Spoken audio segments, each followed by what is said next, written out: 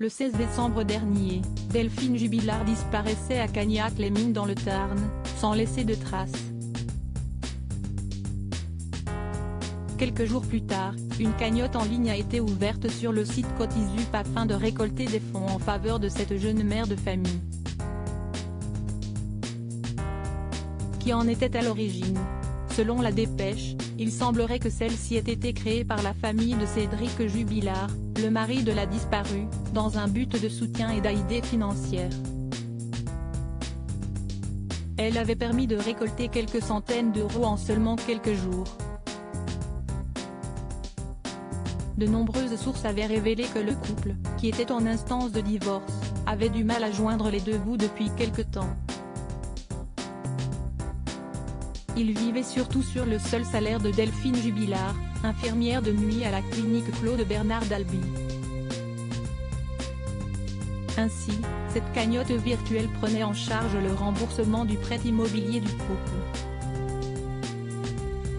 Cependant, elle a été fermée il y a quelques jours seulement. Il semblerait que ce soit les proches de l'infirmière de 33 ans qui soient à l'origine de cette fermeture puisqu'ils n'étaient pas forcément favorables.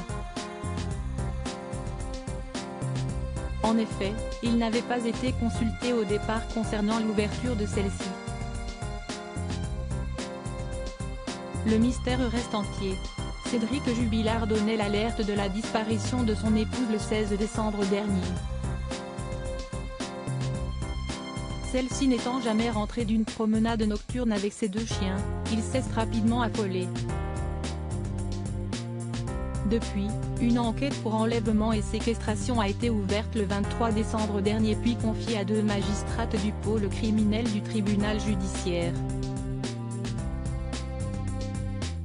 Alors que les recherches se poursuivent, une perquisition a à nouveau été effectuée au domicile des Jubilard le 6 janvier dernier. Les enquêteurs sont donc repartis avec plusieurs objets dont la voiture de Cédric Jubilard mais aussi son téléphone. Le but? Explorer ses recherches internet et retracer d'éventuels déplacements mémorisés dans l'appareil, a indiqué Le Parisien.